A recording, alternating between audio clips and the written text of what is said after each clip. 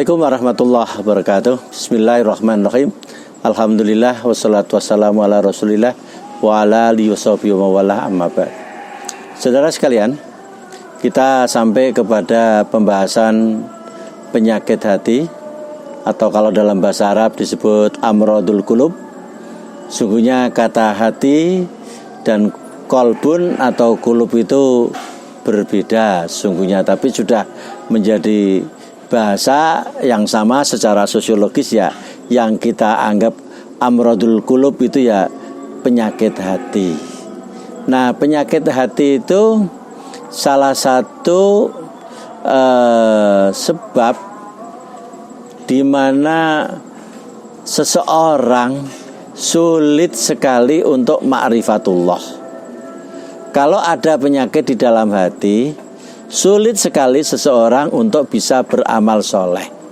Sulit sekali untuk bisa ikhlas, sabar, ridho, jujur, dan istiqomah seperti yang kita bahas beberapa waktu yang lalu. Oleh karena itu penting sekali buat kita untuk mengetahui berbagai macam penyakit hati yang ada di dalam diri manusia.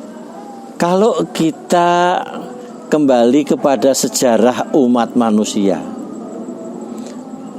yaitu awal penciptaan, di mana Allah Subhanahu wa ta'ala mengumpulkan para malaikat dan memberitahukan kepada malaikat itu, inni ja'ilun fil ardi khalifah, aku akan menjadikan khalifah di muka bumi. Khalifah artinya wakil Allah, dan wakil Allah itu di muka bumi bukan malaikat dan bukan pula iblis, tapi Adam, yaitu manusia. Ketika Allah sudah berkehendak untuk menciptakan manusia, di hadapan sidang para malaikat itu, para malaikat bertanya, ataj'alu fiyya may yufsidu fiyya wa yasfikud dima wa nahnu nusabbihu bihamdika wa nuqaddisu lak qala inni a'lamu ma la ta'lamun. Ya Tuhan, mengapa Engkau jadikan manusia sebagai khalifah di muka bumi? Bukankah mereka suka membuat kerusakan dan menumpahkan darah? Allah menjawab, aku maha mengetahui terhadap apa yang engkau tidak ketahui.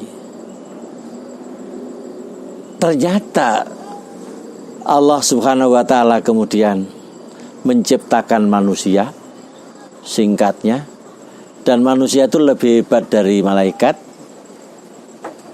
Yang malaikat menganggap, kenapa ya Tuhan, kok tidak saya yang selalu bertasbih dan memujimu yang jadikan khalifah, kok kenapa manusia? Allah kemudian menjelaskan, wa 'allama Adamal asma'a kullaha summa aradhum 'alal malaikati faqala ambi'uni bi asma'i haula in kuntum shadiqin. Allah kemudian mengajarkan asma. Asma itu jamak dari ismun, nama. Nama itu bisa berarti konsep. Konsep itu juga bagian dari teori atau hukum. Adam diajari itu oleh Allah. Dan ketika Adam sudah belajar tentang asma, dihadapkanlah malaikat bersama-sama Adam. Malaikat ditanya oleh Allah, ya Allah, ceritakanlah tentang konsep-konsep ini. Malaikat tidak bisa menceritakan apa itu rumah. Yang bisa mendeskripsikan rumah itu manusia. Konsep rumah itu ada pada manusia. Malaikat tidak ada konsep rumah. Manusia yang diberi pengetahuan oleh Allah apa itu yang namanya alam, apa yang namanya dunia, apa yang namanya langit, apa yang namanya air, apa yang namanya udara, apa yang namanya tanah. Itu semua manusia tahu. Karena manusia tahu itu diajari oleh Allah Subhanahu wa ta'ala, dan malaikat tidak tahu itu karena Allah tidak mengajari itu kepada para malaikat. Nah, setelah itu iblis masih ada di dalam barisan malaikat. Allah kemudian memerintahkan kepada para malaikat itu untuk menghormat kepada Adam. Ya. Semuanya menghormat. Malaikat menghormat. Ya. Fasajadu, semuanya itu bersujud, illa iblis, kecuali iblis. Aba wastakbar, ini dia. Aba wastakbar. Iblis tidak mau menghormat kepada Adam. Wastakbar, dan dia merasa besar. Dia takabur, dia sombong. Ini loh yang menjadi awal pertama dasar dari penyakit hati, yaitu kesombongan, kibir atau takabur. Kenapa iblis takabur? Kenapa iblis merasa lebih hebat daripada Adam? Khalaqtahu min tin wa khalaqtani min nar. Engkau ciptakan Adam itu dari tanah, sedangkan engkau ciptakan aku dari api. Menurut pandangan iblis, tanah itu lebih rendah daripada api. Padahal, mana sih yang lebih tinggi antara api dengan tanah? Manakah yang lebih tinggi antara api, tanah, dan air? Manakah yang lebih tinggi antara api, tanah, air, dan udara? Nah, manusia itu ternyata tidak seperti yang dikatakan oleh iblis. Memang ada bagian-bagian dari manusia yang terbuat dari tanah, tapi ada juga bagian manusia yang terbuat dari air. Dan air itu, kandungan air dalam tubuh manusia itu paling banyak.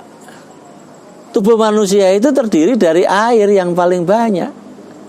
Dari tanahnya ada, airnya ada, kemudian apinya juga ada. Di dalam diri manusia itu ada apinya, ada panasnya. Kalau dicek pakai termometer, maka ada yang sekian Celcius, sekian Celcius, sekian Celcius. Itu panas yang ada di dalam diri manusia. Dan manusia itu ada udaranya. Lengkaplah. Kalau Allah mengatakan bahwa manusia itu adalah makhluk ahsana taqwim, makhluk yang paling utama, itu betul karena kondisi manusia yang semacam itu. Tetapi karena ada takabur, ya, aba wastakbar, maka takabur itulah yang membuat orang tidak menghargai kelebihan yang lainnya. Dan takabur itulah penyakit pertama yang ada dalam diri manusia. Kemudian setelah takabur itu apa? Lihat, Adam itu ditaruh di surga oleh Allah SWT. Apa yang diperintahkan oleh Allah? Suruh makan apa saja di surga. Hanya satu aja yang dilarang, yaitu buah kholdi. Tapi buah kholdi pun itu dimakan. Karena apa? Karena dalam diri manusia ada penyakit yang namanya loba. Ada penyakit yang namanya serakah. Nah, penyakit yang ketiga yang paling mendasar itu adalah anak Adam.